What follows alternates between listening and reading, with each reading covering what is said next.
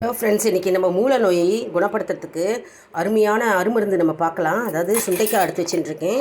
அப்புறம் சின்ன வெங்காயம் உடலுக்கு ரொம்ப நல்லதுங்க, குளிர்ச்சி. சின்ன வெங்காயம் அதே மாதிரி மூல நோயை குணப்படுத்தும் சுண்டைக்காய்.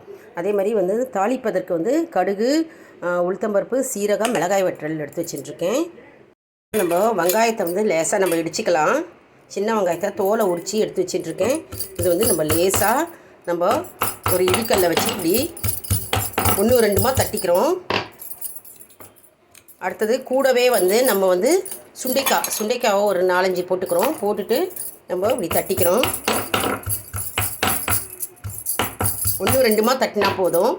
வாண்டியில் கடுகு, உளுத்தம்பருப்பு, சீரகம் போட்டுக்கிறோம். மிளகாய் வற்றல் போட்டுக்கிறோம். போட்டு கடுகு வெடித்ததும் நம்ம இதில் சின்ன வெங்காயத்தை போட்டு வதக்க போகிறோம். அப்புறம் சுண்டைக்காயை வதக்க போகிறோம். இப்போது சின்ன வெங்காயத்தை போட்டுக்கிறோம். லேசாக வதக்கிக்கிறோம். மஞ்சள் பொடி போட்டுக்கிறோம்.